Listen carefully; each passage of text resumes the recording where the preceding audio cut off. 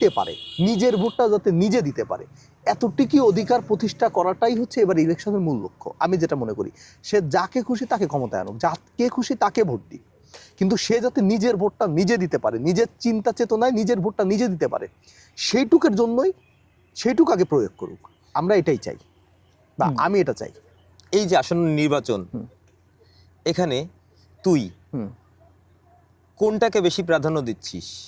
গণভোটটাকে বেশি প্রাধান্য দিচ্ছিস না ইলেকশনটাকে বেশি প্রাধান্য দিচ্ছিস? মানে সংসদ ইলেকশনকে বেশি প্রাধান্য দিচ্ছিস না গণভোটকে বেশি প্রাধান্য দিচ্ছিস? আমি ব্যক্তিগতভাবে গণভোটটাকে বেশি প্রাধান্য দিচ্ছি। কেন? আচ্ছা, কেন? প্রথম কথা হইতেছে যে তুমি যেভাবে বা আমরা যেভাবে সবাই মিলে বাংলাদেশের 16 কোটি জনগণ যেভাবে সরকারটা নামাইছো, এটা কি কোন সাংবিধানিক উপায় নামাইছো? কোনো সাংবিধানিক উপায় না, এটা তো বিপ্লব করে নামাইছো। মিনিট, সরকার যে সংবিধানটা পরিবর্তন করে গেছে, সেই পরিবর্তিত সংবিধানের আইনে থাইকেই কিন্তু নামানো লাগছে, যার কারণে তো অন্তর্বর্তীকালীন সরকার হয়েছে। এবং তুই বলতে চাচ্ছিস অন্তর্বর্তীকালীন সরকারকে স্বীকৃতি প্রদান এই হ্যাঁ ভোটের মধ্যে আছে, তাই তো?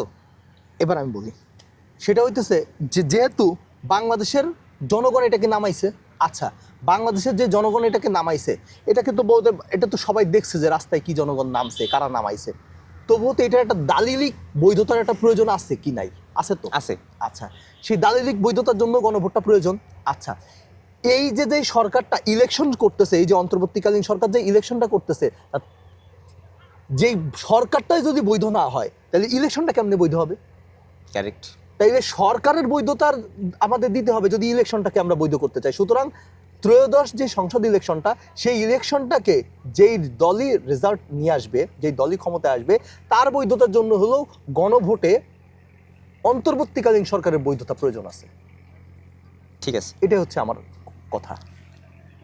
এটা বাংলাদেশের সাধারণ জনগণ তোর মতে কতটুকু বুঝতে পারতেছে? এটা প্রথম কথা হচ্ছে, বাংলাদেশের সাধারণ জনগণ অনেকেই এটা বুঝতে পারতেছে, অনেকে এটা বুঝছে, বাট দুঃখের বিষয় হচ্ছে বাংলাদেশের মিডিয়া, একদম সত্যি করে বলি, বাংলাদেশের মিডিয়া এবং বাংলাদেশের সকল রাজনৈতিক দল, আমি কোনো একটা দুইটা দলের কথা বলছি না, সকল রাজনৈতিক দলই এই জিনিসটাকে বাংলাদেশের জনগণ পর্যন্ত বুঝাইতে পারে নাই। কারণ বাংলাদেশের বিপ্লবের পরে একটা দুইটা রাজনৈতিক দল না, আমি আবার বলছি, সকল রাজনৈতিক দলই একটা চিন্তায় নিয়েই নামছে যে নেক্সটে আমি কিভাবে ক্ষমতায় আসবো। কিন্তু এই যে যেই 2200 প্রাণ দিছে, মনে করে যে সে যদি আওয়ামী লীগেরও হয়ে থাকে, ভাই প্রাণটা তো দিছে সে যদি পুলিশ হয়ে থাকে, প্রাণ তো তার গেছে। এই প্রাণটা কিসের জন্য গেছে? এই রেজিমের জন্যই তো গেছে, এই সিস্টেমের জন্যই তো গেছে। এই প্রাণের কি কোনো মূল্য নাই? এখন এই যে নির্বাচন, এই নির্বাচনে তুই ব্যক্তি লিওন হ্যাঁ ভোট যদি জয়ী না হয়, একটা সাংগঠনিকভাবে একটা সরকার হয়ে গেছে, নির্বাচনে একটা সরকার হবে কিন্তু হ্যাঁ ভোটে হারলো, এক্ষেত্রে বাংলাদেশের ভবিষ্যতের পরে কি ধরনের? আচ্ছা, প্রথম কথা হচ্ছে হ্যাঁ ভোট যদি না যেতে, মনে কর কথার কথা ধরলাম যে না ভোট জিতলো মানে কি, যে সংস্কারটা বা সংস্কার কমিশন যে সংস্কারটা নিয়ে আসছে, যেই রাজনৈতিক দলগুলো অঙ্গীকারনামা করছে, সেই রাজনৈতিক দলগুলো যেইভাবে সংস্কারটা পাই টু পাই হয়েছে সেভাবে সংস্কারটা হবে না। তখন যেই দল জিতবে, যেই দল ক্ষমতায় আসবে, সেই দল তার সংখ্যাগরিষ্ঠ নিয়ে ক্ষমতায় আসুক, বা সংসদই ডিসাইড করবে যে কতটুকু সংস্কার হবে, কতটুকু সংস্কার হবে না। কিন্তু হ্যাঁ ভোটটা জিতলে সংসদ সেটাই মানতে বাধ্য থাকবে যেটা সংস্কার কমিশনে তারা অঙ্গীকার করে আসছে। আমি কি কথাটাই বেঠিক বলছি? বুঝা গেছে। আচ্ছা, ঠিক আছে। এই জন্য ওই সংসদ যে ডিসিশন দেবে সেটাই ফাইনাল হবে, তখন সেটাই মানতে হবে। কিন্তু এইটা ভবিষ্যতের জন্য একটা কোশ্চেন করে রাখবে। কিভাবে কোশ্চেন করে রাখবে? কারণ এই সিস্টেম যে কোনো না কোনো এক সময় তো ফল করবে না? করবে। আচ্ছা, যখন 20 বছর পরে 30 বছর পরে সিস্টেম যখন ফল করবে, তখন এই যে রেজিম চেঞ্জ আসছে, এইটার যে বৈধতা আসছে, এইটার যে পর্যায় থেকে এইখানে আসছে, এই টোটালটার উপরেই একটা লেজিটিমেসির কোশ্চেন চলে আসবে। আচ্ছা, যখন এই লেজিটিমেসির কোশ্চেন চলে আসবে, তখন এই টোটাল ব্যবস্থাটাই মানুষের কাছে একটা হযবরল, একটা মানে অবৈধ একটা ব্যবস্থায় পরিণত হবে। আচ্ছা, বর্তমানে যে অন্তর্বর্তীকালীন সরকার আছে হ্যাঁ। জনগণের সাপোর্টে, না হলে তো 1.5 বছর 2 বছর ধরে থাকতে পারে না। পারতো না, রাইট। M I right? এই অন্তর্বর্তীকালীন সরকার এবং আমাদের দেশের সর্ববৃহৎ যে বিরোধী দল,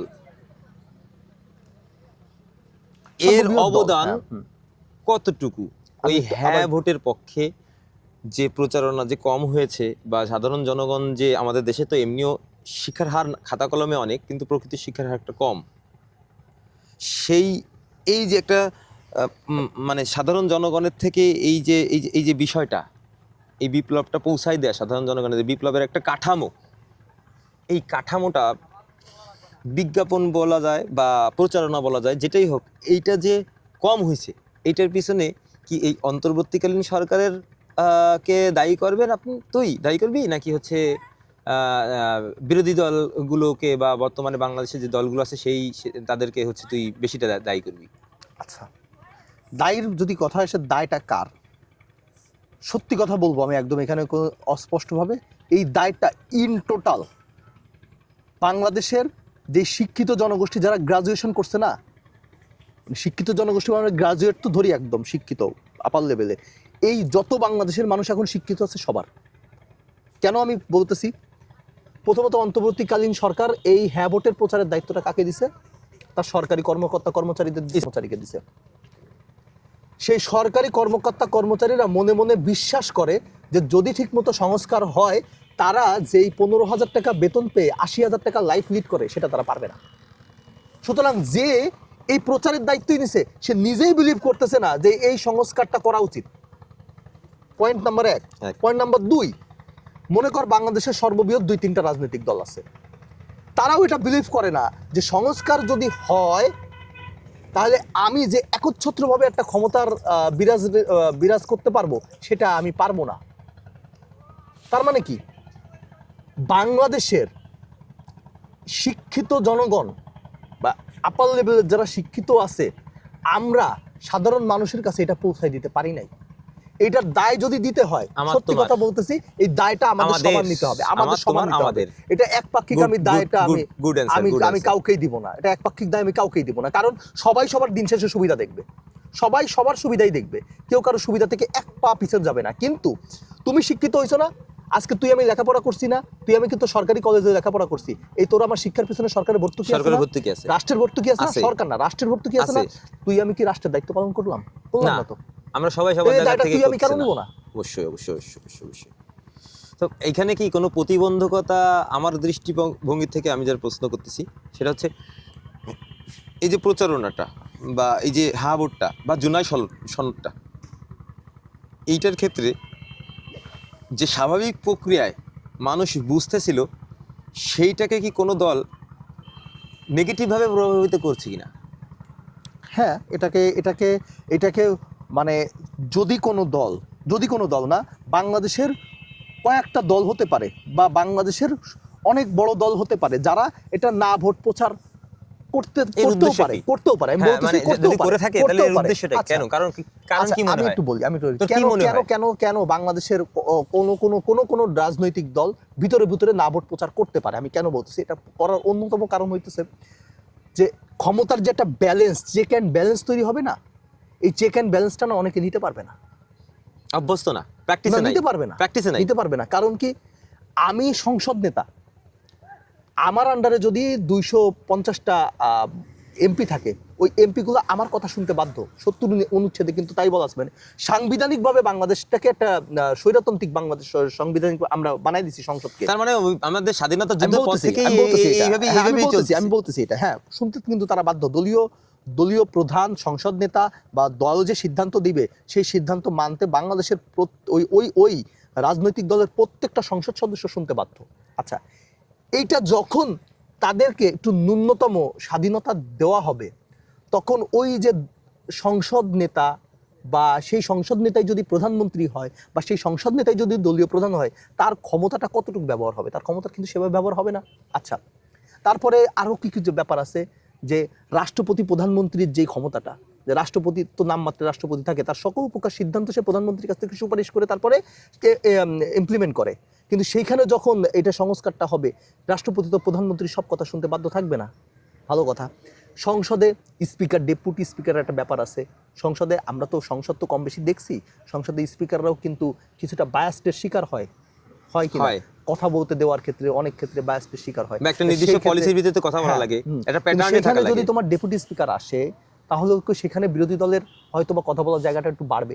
তো সেই ক্ষেত্রেও তো অনেকটা অতএব যেই দল ক্ষমতায় যাবে সেই দলটা তার ক্ষমতাটাকে ওইভাবে কিন্তু প্রয়োগ করতে পারবে না। এই ক্ষেত্রে সেই দল যে আপত্তি করবে এটাকে আমি বাংলাদেশের রাজনীতিতে স্বাভাবিকই মনে করি। এবং জুলাই সনদের তোর কাছে কি মনে হয়, জুলাই সনদের কোন কোন পয়েন্টগুলো তোর কাছে সব থেকে ফেভারিট, বা কোন কোন পয়েন্টগুলোকে তুই সব থেকে বেশি সুদূর প্রসারী প্রভাব বিস্তার, পজিটিভ প্রভাব বিস্তারক হিসেবে মনে করিস? না, এইখানে জুলাই সনদের যেই পয়েন্টগুলোর ফেভারিট আমার কাছে অনেকগুলো ফেভারিট মনে হয়েছে, কিন্তু মানে এইগুলো সিরিয়াল যদি দেওয়া হয় তাহলে সিরিয়াল থেকে 1 2 3 নাম্বারটা তুই বলবি, তিনটা আচ্ছা, বলবি। প্রথম কথা হচ্ছে যে পরপর দুইবার না সরি সর্বোচ্চ দুইবার যে একজন ব্যক্তি প্রধানমন্ত্রী থাকতে পারবে না, এইটা বাংলাদেশের ভবিষ্যতের প্রধানমন্ত্রী যে তোর দিক থেকে তুই অথবা আমি অথবা যে কেউ যে বাংলাদেশের প্রধানমন্ত্রী হওয়ার স্বপ্ন দেখতে পারে, এই স্বপ্নটা কিন্তু মানুষ দেখবে একটা রাজনৈতিক ব্যক্তি।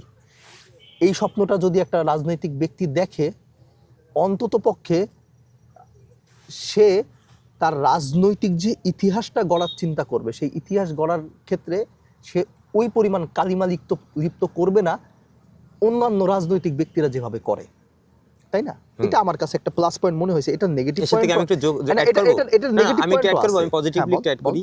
ব্যাপারটা হচ্ছে কি, রাজনীতির প্র্যাকটিস হবে কিন্তু রাজনীতির প্রধান রাজা থাকবে না, ফিক্সড। কেমন?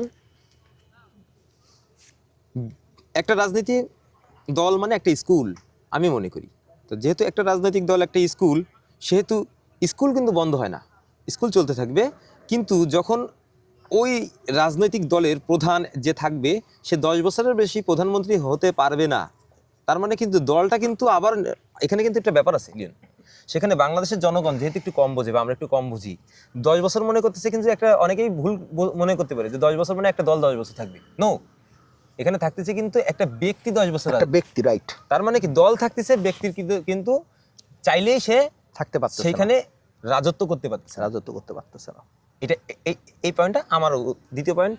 আচ্ছা, দ্বিতীয় পয়েন্ট হইতেছে যে সংসদের যে স্পিকার ডেপুটি স্পিকার এখানে, আচ্ছা তুই একটা জিনিস বল যে বাংলাদেশের ভোটের যখন হয় তখন দেখা যায় কি যে একটা দল 40% 42% ভোট পায় সে ক্ষমতায় আসে, আর একটা দল তার থেকে হয়তো বা 3-4% ভোট পায় না, তাই না? পায়া তারপর সে বিরোধী দলে যায়। কিন্তু বাংলাদেশের বিরোধী দলের রাজনীতিটাকে এমনভাবেই কোণঠাসা করে রাখা হয় যে এদের এদের এদের রাজনীতি করার থেকে এদের ঘরে বসে থাকা ভালো, মানে এদের কোনো রাজনৈতিক মানে কোনো সিদ্ধান্তের কোনো জায়গা থাকে না। কিন্তু এই বিরোধী দলটাও তো হচ্ছে প্রায় 35-37%, তো এরা তো মানুষের ভোট কাস্ট করছে, বা 35-37% মানুষের তো আকাঙ্ক্ষাও তো এদের কাছে আছে। তাহলে এদের যে আকাঙ্ক্ষাটা নিয়ে এরা স্বপ্নটা দেখতেছে, সেই স্বপ্নর কি, রাষ্ট্রটা তো সবার, রাষ্ট্রটা তো ওই যেই দল ক্ষমতা আসছে শুধুমাত্র তো তার না। তাইলে ওই যে যেই দলটা জাস্ট কয়েক পার্সেন্ট ভোটের জন্য ওরা রাষ্ট্র ক্ষমতায় যেতে পারে নাই, সেই দলটাকে যারা রিপ্রেজেন্ট করতেছে বা সেই যেই জনগণকে রিপ্রেজেন্ট করতেছে তাদের কথা বলার অধিকার দিতে হবে না? দিতে হবে। তাদের মতামতের অধিকার দিতে হবে না? রাষ্ট্রীয় সিদ্ধান্তে তাদেরকে প্রেজেন্ট থাকতে হবে না? রাষ্ট্রীয় সিদ্ধান্তে তাদেরকে যদি প্রেজেন্ট থাকতে হয়, তাদেরকে উপস্থিত থাকার তো জায়গাটা দিতে হবে। যদি তাই হয়, এইটা হলো একটা জিনিস আমার মনে হয় কি জানিস, যে অন্তত আমাকে রাজনীতিকভাবে টিকে থাকতে গেলে এনি হাউ ক্ষমতায় যাইতেই হবে, না হলে আমার রাজনীতিই থাকবে না, এই টেন্ডেন্সি থেকে বাংলাদেশ বেরোয় আসবে। কারণ বাংলাদেশের রাজনৈতিক দলের তখন চিন্তা থাকবে, যদি আমি রাজনৈতিক দলে নাও যাই, আমি যদি বিরোধী দলেও থাকি, তাও আমি আমার যেই চিন্তাধারা আছে সেই চিন্তাধারা নিয়ে রাজনীতি করতে পারবো। এই জন্য হইলো বিরোধী দলকে ন্যূনতমে দায়িত্বশীল করার হলেও রাষ্ট্রকে একটা জায়গা দিতে হবে। 3 নাম্বারটা, আচ্ছা 3 নাম্বারটা যেটা হইতেছে যে উচ্চ কক্ষের, যেটা আমি বলতেছি, এটা অনেকে আমাদের বাংলাদেশে বলবে উচ্চ কক্ষ দিয়ে কি হবে, কি লাভ হবে। আচ্ছা, বাংলাদেশে গত 15 বছরে যেই কটা কালা আইন পাস হয়েছে সেই কটা সেই কটা আমরা কেউ ঠেকাইতে পারছি না? কেন ঠেকাইতে পারি নাই? কারণ তোরে আমারে বলা হয়েছে যে তুমি যাদেরকে নির্বাচিত করছো এদের কাছেই ক্ষমতা আছে, এরাই আইনগুলো পাস করতেছে, অর্থাৎ তুমি তো নির্বাচিত করছো, মানে তুই কিন্তু নির্বাচিত কইরাও নির্বাচিত কইরাও কিন্তু তুই মোটামুটি একটা জায়গায় আটকাই গেছিস, ঠিক আছে? তুই এটা নির্বাচন করেও আমরা আবার নির্বাচিত হচ্ছে তুই নির্বাচিত রাজতন্ত্র। করছিস, নির্বাচন করতেছি, তারপর নির্বাচিত আমরা করে কিন্তু তুই রাজতন্ত্র। 5 বছর কিন্তু আটকাই গেছিস। হ্যাঁ, এটা তোর আমাদের কিন্তু কোনো অভিজ্ঞতা হয়ে way গেছে। নাই। তোমার সাথে আমি আচ্ছা একমত। ঠিক আছে, কি করবে উচ্চ কক্ষে যেহেতু পার্সেন্টেজের একটা জায়গা আছে, হুম, এখন তুই যদি 80% একটা দৌড়ে দিয়েই দিস, ঠিক আছে, যে 80% ভোট তারা সারা বাংলাদেশে পাওয়া গেছে, তাহলে তো কথাই নাই। কিন্তু যদি 40%, 50% বা 40%, 50%-এর নিচে পেয়ে যদি সেই দল কোনো একটা কালা আইন পাশ করতে চায়, সে কি সহজে পারবে? না, পারবে না। দ্বৈততা থাকবে। একটা ব্যালেন্স balance থাকবে, মেন থাকবে, কথাটা balance ব্যালেন্স থাকবে। থাকবে, ঠিক আছে? এইগুলা সহ আরো ছোট ছোট অনেক জায়গা আছে, আরো অনেক কিছু আছে যেখানে আমার তীব্রভাবে দ্বিমত আছে, নাই যেতাম না, তীব্রভাবে দ্বিমত আছে।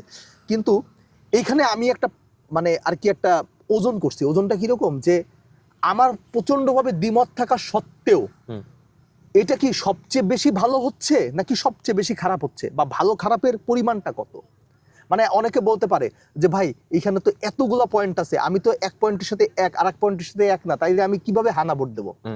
আমি তাদেরকে এতটুকু ভাবে বলতে চাই, তাইলে আপনি নিজের সাথে নিজে কোশ্চেন করেন যে আপনি মানে কোন কোন জিনিসের সাথে আপনি দ্বিমত, যেগুলোর সাথে আপনি মোটেই মানতেই পারবেন না বা আপনার পক্ষে মানা সম্ভবই না। যে পৃথিবী একদিক চলে যাবে, কিছু কিছু ব্যাপার প্রশ্ন আছে না, যে পৃথিবী একদিক চলে যাবে কিন্তু আমি ওই কোশ্চেনটা মানবই না, ওই কোশ্চেনটা হাতে আমি মানবই না, তাহলে তো আপনার কোনো ওয়ে না, আপনি তো নাতেই ভোট দেবেন। আবার যদি এরকম মনে হয় যে না আপনি নিজের সাথে নিজে নেগোশিয়েট করতে পারতেছেন ওইটার সাথে কমপ্লিট করে, তখন আপনি হ্যাঁতে ভোট দেবেন।